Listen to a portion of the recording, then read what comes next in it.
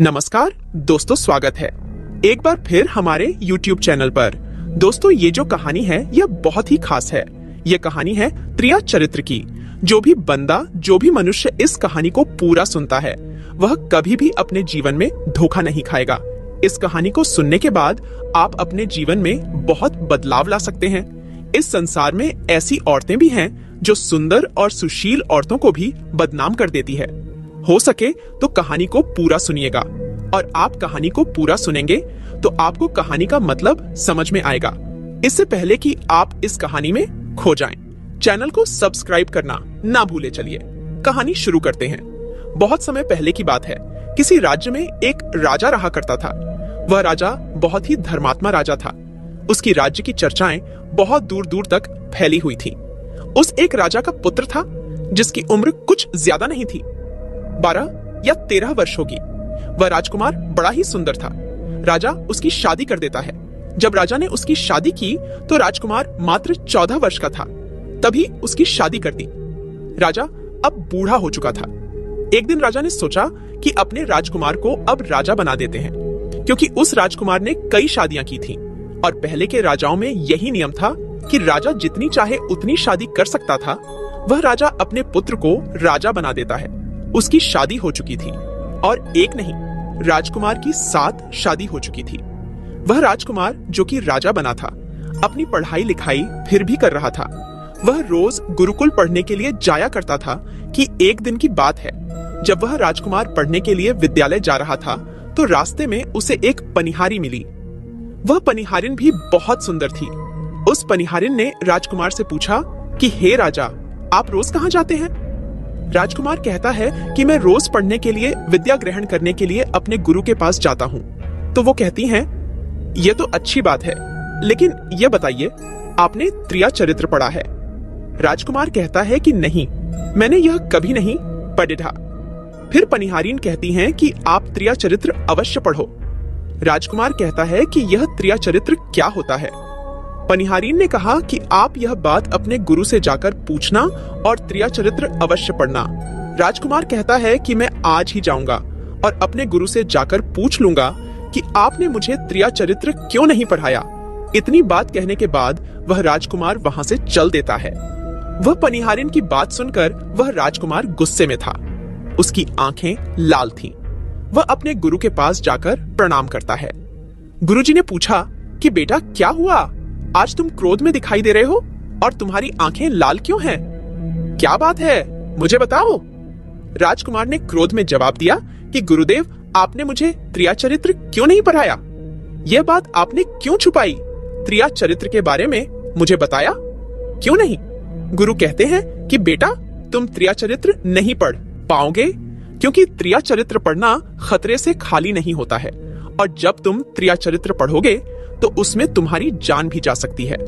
राजकुमार कहता है कि गुरुदेव, आप इसकी चिंता न करें, अपनी रक्षा हम स्वयं कर लेंगे, आप केवल मुझे त्रिया चरित्र पढ़ाइए। गुरुदेव कहते हैं कि ठीक है। अब तुमने हट कर ही ली, तो वो उसे त्रिया चरित्र पढ़ाने लगते हैं। त्रिया चरित्र पढ़ते पढ़ते राजकुमार को 1 साल हो गए, और जब 1 वर्ष हो गया तो गुरु ने कहा कि बेटा, अब तुम्हारी पढ़ाई पूरी हो चुकी है। अब तुम घर जा सकते हो और आराम से अपने राज्य को चला सकते हो। अब तुम्हें यहाँ आने की कोई आवश्यकता नहीं है। राजकुमार कहता है, ठीक है गुरुदेव। राजकुमार जैसे ही जाने को होता है, गुरुदेव उसे रोक लेते हैं और कहते हैं, बेटा, मैं तुम्हें एक ऐसा गुटखा देता हूँ। यह गुटखा जब तुम अपने कानों में लगाओगे तो कोई भी तुम्हें पहचान नहीं पाएगा और तुम उसे पहचान लोगे।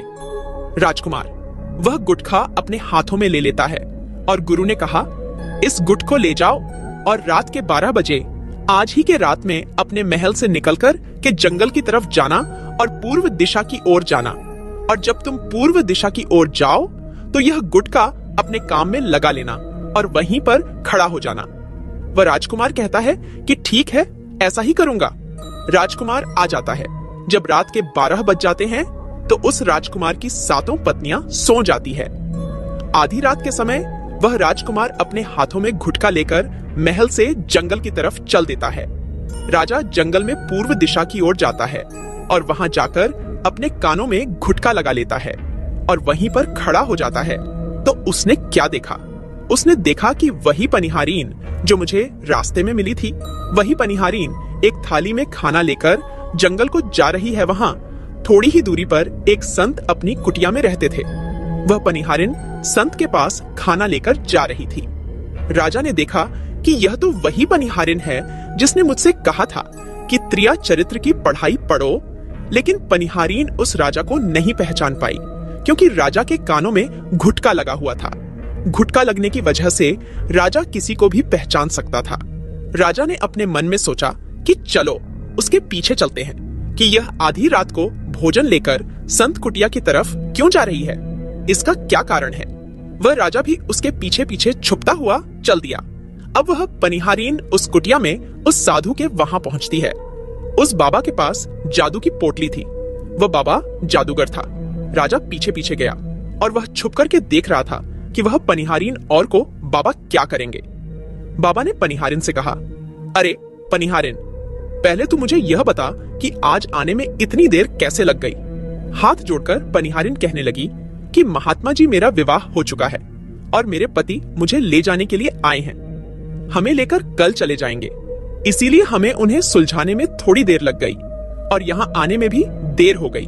जब यह बात साधु ने सुनी कि इसका विवाह हो चुका है और इसका पति इसे लेने आया है, तो बाबा कहता है कि पनिहारीन, इसका मतलब है कि तुम अपने पति के साथ जाना चाहती हो, तो हमारे पास क्यों आई हो। पनिहारिन कहती हैं कि मैं आपके बिना नहीं रह सकती हूँ, मैं आपके बिना नहीं जी सकती हूँ। तो बाबा कहता है कि हे पनिहारीन, इसके लिए तुम्हें एक काम करना होगा। साधु एक बड़ा सा चाकू निकालता है और पनिहारिन से कहता है कि हे पनिहारिन, जाओ अपने पति के गर्दन काटकर यहाँ लेकर आ जाओ। अपने उस पति को मार दो जो हमारे और तुम्हारे बीच में दरार बन रहा है। तब मैं तुम्हें रख लूंगा, तुमसे विवाह करूंगा, तुम्हें अपनी पत्नी बनाऊंगा। बिना कुछ सोचे समझे वो चाकू को ले लेती है और दौड़ते हुए अपने घर जाती हैं और उसका पति सो रहा था। वहां जाकर अपने पति की गर्दन काट देती है और उसकी गर्दन को लेकर साधु के पास आती है और जो राजकुमार थे उसके पीछे पीछे उसका सारा कारनामा देख रहे थे। जब साधु ने देखा कि अपने पति को मार करके उसकी गर्दन यहाँ लेकर आए हैं, साधु को बहुत गुस्सा आया और उसने उसे लात मारी और कहाँ भाग जाओ यहाँ से, जब तू अपने पति की नहीं हो सकी, जिसके साथ तूने 7 फेरे लिए, तो तू मेरी क्या होगी। जल्दी भाग जाओ यहाँ से, अगर तुम मेरे पास दोबारा आई तो मैं तुझे जीवित नहीं छोड़ूंगा। साधु की यह बात सुनकर उस पनिहारिन को ऐसा लगा जैसे उसके पैरों तले जमीन खिसक गई हो। फिर भी अपने पति की कटी हुई गर्दन घर लेकर के आई और उसकी गर्दन जोड़ देती है और वही बैठ जाती है। और इधर जैसे ही सवेरा हुआ, अपने पति के पास बैठकर रोने लगती है और चिल्लाने लगती है। कहती हैं, देखो देखो, किसी ने मेरे पति की हत्या कर दी। रात में उस पनिहारिन का सारा कारनामा राजकुमार देख चुका था। इधर सारे गांव वाले कुछ पनिहारिन के घर चले जाते हैं और उसके पति की लाश को लेकर गांव के बाहर जाते हैं उसका दाह संस्कार करने के लिए। और वह पनिहारिन भी पीछे से भागती हुई रोती हुई चली जा रही थी। और उधर राजकुमार भी जा रहे थे जो कि अपने राज्य के राजा बन चुके थे। पनिहारिन भागती हुई चिल्लाती हुई पहुंची और कहने लगी, मैं तो सती बनूंगी, क्योंकि अगर जब मेरे पति ही नहीं रहे तो ऐसे जीवन का क्या फायदा, मैं इन्हीं के साथ सती हो जाऊंगी। राजा को उसकी बातें सुनकर हंसी आ जाती है और राजा कहता है, त्रिया चरित्र जाने ना कोई और खसम मार के सती हुए। राजकुमार की यह बात और कोई तो नहीं समझ पाया, लेकिन वह पनिहारिन समझ जाती हैं। कहती हैं कि राजा साहब, आप हमारे ऊपर यह बात कह रहे हैं, लेकिन चलिए कोई बात नहीं, मैं सती हो जाऊंगी। पनिहारिन कहती है कि जाते जाते मैं तुम्हें एक बात बताती हूँ। राजकुमार कहता है, क्या बता। पनिहारिन कहती हैं कि राजा साहब, आप जब चटाई पर बैठे तो उस चटाई को झाड़ कर बैठना। राजा कहता है कि यह पनिहारिन क्या कह रही है, मैं तो राजा हूँ, मुझे चटाई पर बैठने की क्या आवश्यकता है। पनिहारिन कहती है कि नहीं, जब भी तुम्हें कोई नौबत आई चटाई पर बैठने की तो तुम चटाई को झाड़ कर बैठना। राजकुमार कहता है कि चलो ठीक है, अगर तुम कह रही हो तुम्हें ऐसा ही करूंगा। कहने के बाद वह अपने पति के साथ सती हो जाती है और राजकुमार उनका अंतिम संस्कार करवाकर अपने घर को आ जाते हैं। इसी तरीके से पूरा दिन व्यतीत हुआ और उधर जब दूसरी रात आई, अपने गुरु के कहने के अनुसार वही गुटका कान में लगाया और पूर्व दिशा की ओर उसी स्थान पर जाकर खड़ा हो गया जहां पर पिछली रात खड़ा हुआ था। दूसरी रात को राजकुमार ने क्या देखा? उसकी 7 पत्नियां भोजन की थाली अपने अपने हाथों में लेकर उसी बाबा की कुटिया की तरफ जा रही हैं। जैसे ही राजा ने अपनी 7 पत्नियों को उस बाबा की कुटिया की तरफ जाते हुए देखा, राजकुमार के पैरों तले जमीन खिसक गई। वह अपने मन में सोचने लगा कि यह क्या चक्कर है।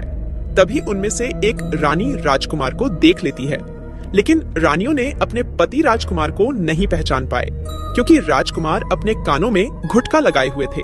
वह घुटका लगाने की वजह से राजा को कोई पहचान नहीं पाता था।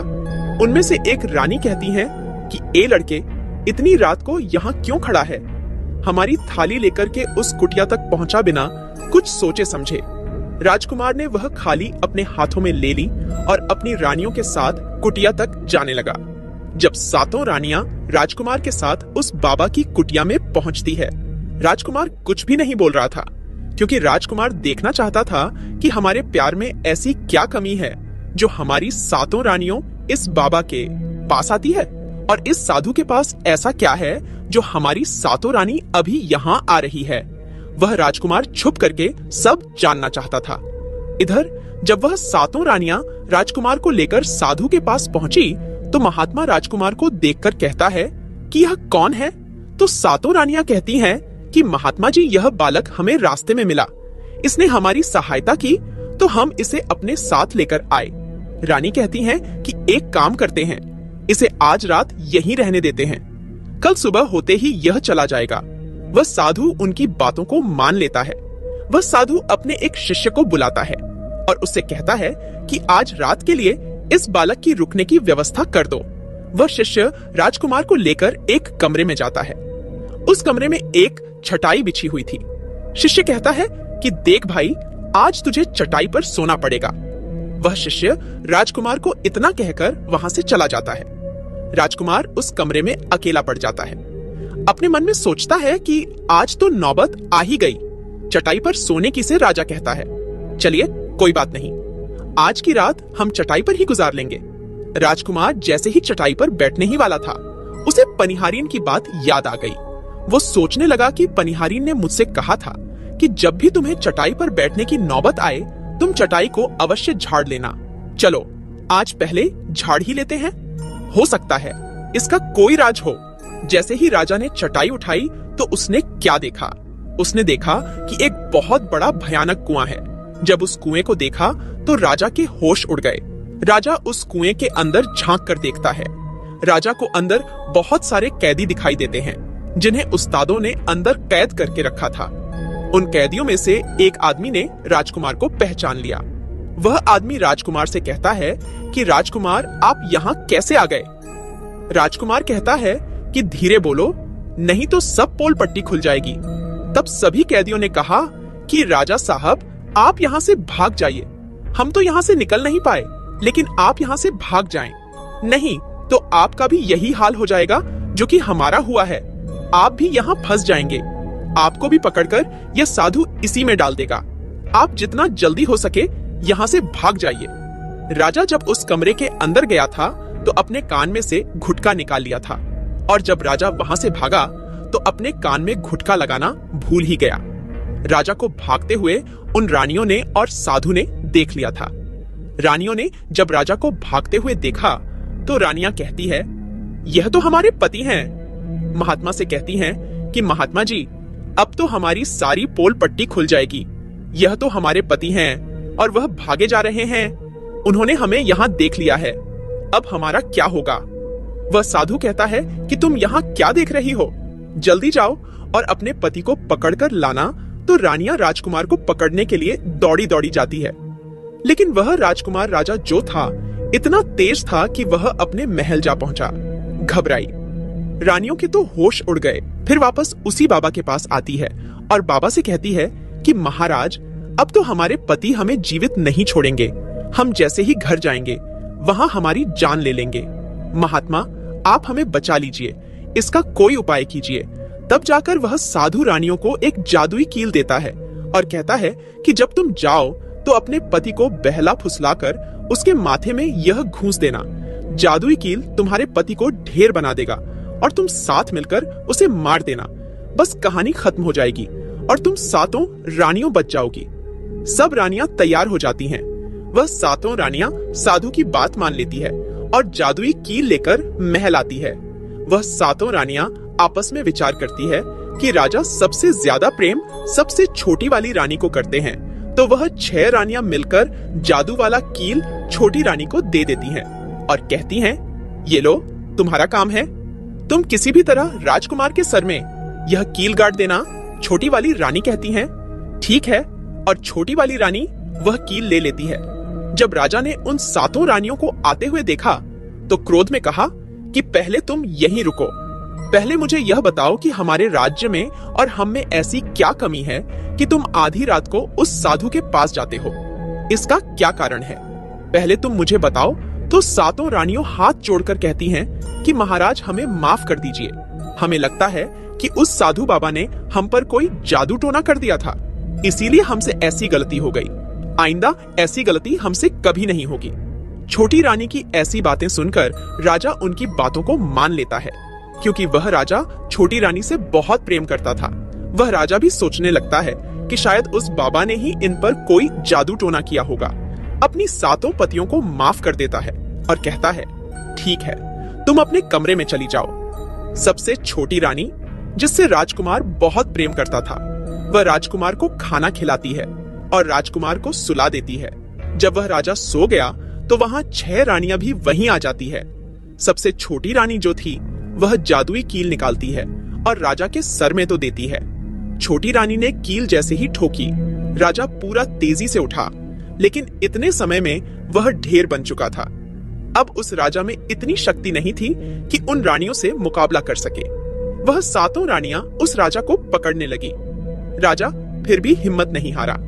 अपने महल की खिड़की से कूदकर राजा भागते भागते अपने गुरु के पास पहुंच गया और कहने लगा कि गुरुजी, मुझे माफ कीजिए, मेरी जान बचाइए, नहीं तो मैं मारा जाऊंगा। गुरु कहते हैं कि बेटा, मैंने तुमसे कहा था कि तुम त्रिया चरित्र मत सीखो, इसमें जान भी जा सकती है। अब सीखो, त्रिया चरित्र देखा। इसका नतीजा राजकुमार कहता है, गुरुदेव मुझे माफ कर दो और जल्दी मेरी जान बचाओ, नहीं तो मैं मारा जाऊंगा। मेरी पत्नी ने मेरे सर में जादुई कील ठोकी है, जिसकी वजह से मैं ढेर बन चुका हूँ। गुरु ने जब ध्यान से देखा तो कहा कि यह वही कील है जो साधु ने दिया है, मैं तुम्हें अब नहीं बचा सकता। राजकुमार कहता है कि नहीं गुरुदेव, ऐसा मत कहिए, मैं आपका शिष्य हूँ, आपका कर्तव्य है मेरी जान बचाना। तो अब गुरु कहते हैं कि है बेटा, मैं तुम्हें बचा तो नहीं सकता, लेकिन एक उपाय है। राजकुमार कहता है, क्या गुरुदेव? गुरु कहते हैं कि हम तुम्हें तोता बना देंगे, और जब हम तुम्हें तोता बना देंगे तो तुम सुखवाद राजा के राज्य में चले जाना और वहीं जाकर रहना, क्योंकि सुखवाद राज्य में वह साधु का जादू नहीं चलता है, और तुम्हें जब बहुत प्रेम करने वाली स्त्री मिलेगी तो तुम पुनः राजकुमार बन जाओगे। वह राजकुमार कहता है, ठीक है गुरुदेव, आप हमें तोता बना दीजिए। वह गुरुदेव उसे तोता बना देते हैं, और वह तोता बनने के बाद वह वहां से उड़ा और सुखवास राजा के राज्य में चला गया, जहां पर बहुत सारे तोता रहते थे। वहीं जाकर रहने लग रहा, और सातों रानियों उस राजकुमार को खोज रही थी। जब राजकुमार नहीं मिला तो फिर से उस बाबा के पास जाती हैं और कहती हैं कि बाबा जी, वह रात को राजा भाग चुका है, आप अपनी पोटली निकालिए और देखें कि वह कहाँ है। वह महात्मा अपनी पोटली खोलता है और देखने लगता है कि वह राजकुमार तोता बन करके सुखराज राजा के राज्य में रह रहा है। वह साधु यह सारी बात रानियों को बताता है तो रानियां कहती हैं कि स्वामी अब क्या करें। वह साधु कहता है कि अब तुम अपने राजमहल में जाओ और जाकर की घोषणा कर दो कि जो भी तोता पकड़ करके लाएगा हम उसे 5 सोने के सिक्के देंगे। सातों रानियों अपने महल पहुंचते हैं और वहां पर घोषणा कर देती है कि सभी बहेलियां से कह दो कि जो भी तोता पकड़कर लाएगा हम उसे 5 सोने के सिक्के देंगे। उस राज्य के जितने बहेलियां थे तोता पकड़ने के लिए चारों तरफ घूमने लगते हैं, और जो भी तोता पकड़ते लेकर के रानी के पास जाते और 5 सोने के सिक्के ले लेते थे और वहां से चले जाते और वह सातों रानियां उस तोते को मार देती। ऐसे ही धीरे धीरे बहुत समय निकल गया और यह राजकुमार जो तोता बनकर जहां गया था वहां सारे तोताओं से बहुत अच्छी अच्छी बातें करता था, उन्हें बहुत ज्ञान की बातें बताता था।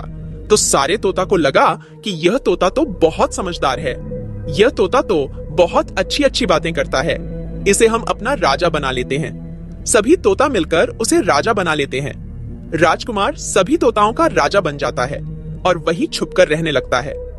एक बहेलिया तोता पकड़ते पकड़ते सुखलाल राजा के राज में पहुंच जाता है और वह उसी पेड़ के पास पहुंच जाता है जहां पर वह राजकुमार तोता बनकर छुप कर रहता था।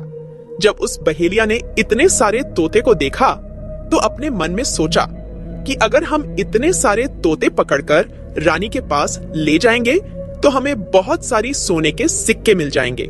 लेकिन वह पहेलियां सोचता है कि हम इतने सारे तोताओं को पकड़ेंगे कैसे? जिस पेड़ पर वह तोता रहते थे, जैसे ही सुबह हुई उस पेड़ से सारे तोता उड़कर दाना पानी के लिए बाहर चले जाते हैं और इधर बहेलिया क्या करता है? चाकू से पेड़ पर चारों तरफ कट लगा देता है जिससे कि पैसे बहुत सारे गोंद निकल जाते हैं। पेड़ के चारों तरफ ही गोंद हो जाते हैं। जो लोग गोंद के बारे में नहीं जानते, मैं उन्हें बता दूं कि हर पेड़ पर एक प्राकृतिक गोंद निकलता है जिससे हम कुछ भी चिपका सकते हैं। तो दोस्तों, अब वह पेड़ के चारों तरफ गोंद ही हो जाते हैं। अब बहेलिया सोचता है कि जब भी वह सारे तोते आएंगे, इस पेड़ पर बैठेंगे, वह सभी इस पेड़ में चिपक जाएंगे और मैं आसानी से उन्हें लेकर चला जाऊंगा। बहेलिया वहीं छिप करके देखने लगा और जब शाम हुई सारे तोता वापस आए और वह तोता जैसे ही पेड़ पर बैठे सभी का पैर उस गोंद में चिपक गया क्योंकि पूरे पेड़ में गोंद ही गोंद लगा हुआ था। अब तो सारे तोते परेशान हो गए।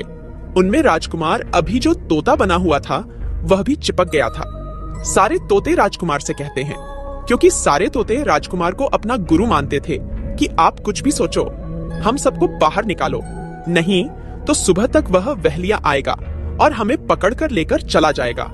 वह राजकुमार कहता है कि तुम बिल्कुल चिंता ना करो, जब वह सुबह बहेलिया आएगा तो तुम सभी ऐसा करना कि उस बहेलिया को लगे कि सारे तोते मर चुके हैं, और जब सभी तोते को पेड़ से छुड़ाकर नीचे फेंक दें तो सभी उड़कर भाग जाना।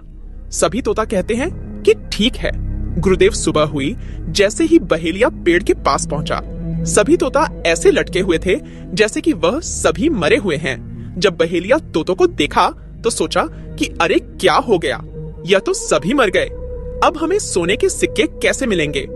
फिर बहेलिया ने सोचा कि चलो अब इन्हें छुड़ा ही देते हैं, इतना तो उपकार इन पर कर ही सकते हैं। बहेलिया पेड़ पर चढ़ा और उनको छुड़ाकर नीचे फेंकने लगा। बहेलिया ने सभी तोते को छुड़ाकर नीचे फेंक दिया, लेकिन जो राजकुमार था, जो तोता बना हुआ था, वह वहीं पर रह गया और नीचे जितने भी तोते थे वह सभी उड़कर भाग गए। बहेलिया नहीं सोचा, अरे यह क्या हुआ, इस पर सिर्फ एक ही होता है जो कि मरा लटका हुआ है, और जितने तोते को मैंने छुड़ाकर नीचे फेंके वह सभी उड़कर भाग गए। बहेलिया ने सोचा, इसका मतलब यह सारे तोताओं ने मिलकर मेरे साथ धोखा किया है। अब वह राजकुमार जो था, जो तोता बना हुआ था, वही सिर्फ पेड़ पर लटका हुआ था। वह बहेलिया कहता है कि यह सब तुम्हारी चाल है, चलो अब मैं तुम्हें लेकर जाऊंगा और रानी के हाथ बेच दूंगा और मुझे 5 सोने के सिक्के मिल जाएंगे। और इधर वह बहेलिया उस तोता को बेचने के लिए रानी के पास जाने लगता है। रास्ते में वह तोता कहता है, जो कि राजकुमार था, वह बहेलिया से कहता है कि तुम मुझे कहां ले जा रहे हो? तो वह बहेलिया कहता है, मैं तुम्हें बेचने के लिए रानी के पास ले जा रहा हूँ, अगर मैं तुम्हें वहां भेजूंगा तो मुझे 5 सोने के सिक्के मिलेंगे। वह राजकुमार कहता है कि मैं अगर तुम्हें 50,000 सोने के सिक्के दिलाऊं तो क्या तुम मुझे नहीं बेचोगे? बहेलिया कहता है, तू मुझे 50,000 सोने के सिक्के कैसे दिलाएगा? तोता कहता है कि राजा सुखलाल के यहाँ एक बहुत बड़ा मेला लगता है, तुम मुझे वही बेचो, मूल में स्वयं बताऊंगा। बहेलिया उस तोते की बात मान लेता है और रानी के पास बेचने की जगह राजा के राज्य में मेले में तोता को बेचने चला जाता है।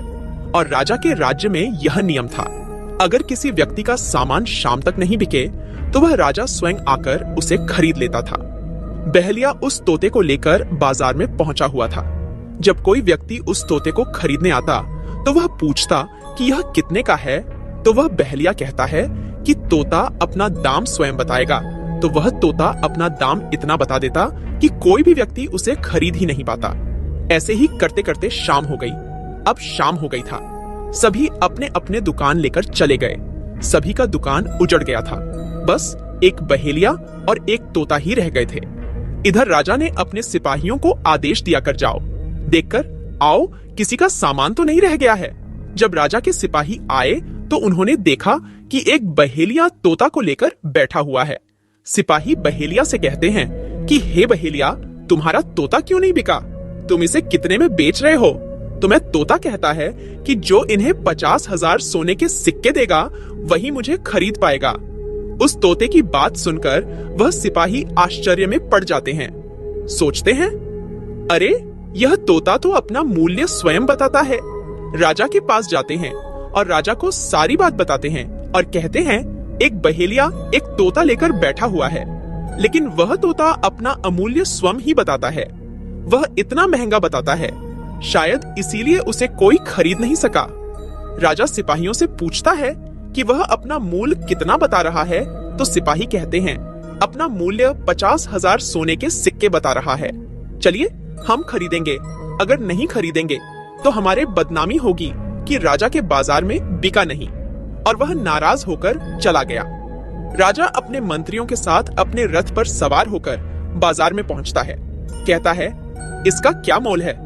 हाथ जोड़कर कहता है कि राजा साहब अपना मोल तोता स्वयं बताएगा। वह राजा फिर तोते से पूछा तो तोता कहता है कि राजा साहब जो इन्हें 50,000 सोने के सिक्के देगा वही मुझे खरीद पाएगा। अपने सिपाहियों से 50,000 सोने के सिक्के मंगवाता है और बहेलिये को पकड़ा देता है और तोता को लेकर अपने महल चला जाता है। वह बहुत ही बुद्धिमान था, क्योंकि वह राजा था। वह तोता राजा को बहुत अच्छी अच्छी बातें बताने लगा। जब राजा पर कोई खतरा आने वाला होता तभी वह तोता बता देता कि राजा साहब आप पर यह खतरा आने वाला है। सब उस तोते से बहुत अधिक प्रेम करने लगते हैं। जब यह बात रानियों को पता चले कि राजा के ऐसा तोता लेकर आए हैं जो कि तोता बोलता है और बहुत अच्छी अच्छी बातें बताता है, तो रानियां राजा से कहती हैं, उस तोता को मेरे पास भिजवा दीजिए। हम भी उस तोता को देखना चाहते हैं। हम उस तोता से बातें करना चाहते हैं। राजा अपने मंत्रियों से कहकर वह तोता रानियों के पास भिजवा देता है। रानी उस तोते से बातें करके बहुत खुश हो जाती है। वह रानी भी तोते से बहुत प्रेम करने लगती है और कहती है कि वाह रे तोता, इसीलिए तुझे राजा साहब ने 50,000 सोने के सिक्के देकर खरीदा है। राजा की एक पुत्री थी जो कि बड़ी सुंदर थी। रानी अपनी पुत्री से कहती है कि आज से तुम ही इस तोते का ध्यान रखोगे और कल तुम इसे अच्छे से धोकर नहला देना। वह राजकुमारी भी उस तोते से बहुत प्रेम करती है। जैसे ही सुबह हुआ, राजकुमारी उस तोते को लेकर नहलाने जाती है। राजकुमारी उसे नहला रही थी तो उसने देखा कि तोता के सिर पर कील सा कुछ लगा हुआ है। राजकुमारी उस कील को निकाल देती है। राजकुमारी जैसी ही कील को निकालती है, वह तोता पहले वाला एक सुंदर सा राजकुमार बन जाता है। उसे देखकर घबरा जाती है। राजकुमार कहता है कि तुम घबराओ नहीं, यह कील वापस से मेरे सर में तो दो, मैं फिर से तोता बन जाऊंगा और इसके बारे में मैं तुम्हें रात्रि में बताऊंगा। तुरंत ही वह राजकुमारी वह कील राजकुमार के सर में लगा देती है। तुरंत ही वह तोता बन जाता है। रात को राजकुमारी तोते को लेकर अपने कमरे में जाती है और उसके सर से कील निकाल देती है। वह तो फिर से राजकुमार बन जाता है। वह राजकुमार अपनी सारी दास्तां उस राजकुमारी को बताता है और कहता है, माफ करना, यह दास्तान तुम किसी को बताना नहीं तो मेरी जान चली जाएगी। राजकुमारी इसके बारे में अपनी माता और पिता को नहीं बताती है। दिन भर वह तोता रहता है और रात को राजकुमारी उस तोते को अपने कमरे में ले जाती और उसके माथे से कील निकाल देती। वह राजकुमार बन जाता और रात में वह दोनों साथ में ही रहते और ऐसे ही धीरे धीरे समय निकलता गया। राजकुमारी को राजकुमार से प्रेम हो जाता है। इधर क्या हुआ, जो राजकुमार की पत्नियां थी वह बहुत सारे तोते मरवा देती हैं, लेकिन जो राजकुमार तोता बना हुआ था वह उन्हें नहीं मिलता है और वे उसी साधु के पास जाती हैं और कहती हैं कि है महात्मा, हमारे पति तो अभी तक हमें नहीं मिले, हम अब क्या करें, उन्हें कैसे मारे? वह साधु फिर से अपनी पोटली खोलता है और देखता है कि वह राजकुमार अभी तक तोता बनके राजा के घर में रह रहा है। वह साधु रानियों से कहता है कि तुम एक काम करो कि तुम नृत्य कला सीखो। हम सभी मिलकर उस राजा के घर नृत्य कला करने जाएंगे, और जब राजा हम पर प्रसन्न हो जाएगा और हमें कुछ मांगने को कहेगा तो हम उस तोते को ही मांग लेंगे और फिर आसानी से उसे मार देंगे। धीरे धीरे समय बीता, साधु तबला बजाता और सातों रानी पूरी तरह से नृत्य कला सीख चुकी थी। अब साधु को लगा कि हम सफलता प्राप्त कर सकते हैं और उस तोते को उस राजा से मांग सकते हैं। साधु का भेष बदलकर के उन सातों रानियों को नृत्य कला वाली स्त्री बनाकर के राजा सुखपाल के दरबार में पहुंच गया। राजा उस साधु से पूछता है कि आप लोग कौन हैं, यहाँ क्यों आए हैं? साधु कहता है कि हम सब नृत्य कला वाले हैं, आपके महल में हम नृत्य कला दिखाना चाहते हैं। राजा सुखपाल को भी गाने बजाने का बहुत शौक था, वह मान जाते हैं। उधर वह साधु अपना गाना बजाना चालू करता है। जब उनकी गाने बजाने की आवाज तोता के कानों में पहुंची तो तोता समझ गया कि वह साधु हमारी सातों रानियों को लेकर भेष बदलकर यहाँ पर आ गया है। अब हमारी जान नहीं बचेगी। जब रात हुई तो राजकुमारी उस तोते को लेकर अपने कमरे में जाती है। उस तोते के सर से कील निकालती है और वह तोता राजकुमार बन जाता है। वह राजकुमार सारी बातें उस राजकुमारी को बताता है। कहता है कि देखो, जो यह गाने बजाने वाले आए हैं यह वही साधु है। यह गाने बजाने से राजा को खुश कर देगा और बदले में मुझे मांग लेगा और ले जाकर मुझे मार देगा। वह राजकुमार कहता है कि सुनो राजकुमारी, जब राजा आदेश दे कि तोता को लेकर आओ तो तुम मुझे मत देना। जब राजा खुद यही मुझे लेने आए तब भी तुम मुझे मत देना। कहना कि तोता को नहीं दूंगी, और जब राजा ना माने, राजा तुमसे जिद करें और मुझे मांगे, तब तुम गुस्से में आकर के पिंजरे को फेंक देना। उसके बाद अपने बचने का रास्ता हम स्वयं ही ढूंढ लेंगे। राजकुमारी कहती हैं कि ठीक है। वहां पूरी रात गाना बजाना हुआ तो राजा प्रसन्न होकर उन्हें कहते हैं कि मांगो, क्या मांगना चाहते हो? वह साधु कहता है कि जो आपके पास तोता है जो आप कुछ दिनों पहले ही खरीदे हैं, वह तोता आप मुझे दे दो। राजा कहता है ठीक है। राजा अपने मंत्री को आदेश देता है कि जाओ उस तोते को लेकर आओ। मंत्री राजकुमारी के पास पहुंचता है और कहता है कि यह तोता मुझे दे दो। राजकुमारी कहती है नहीं, मैं तो नहीं दूंगी। मंत्री कहता है कि देखिए, आप जिद मत कीजिए।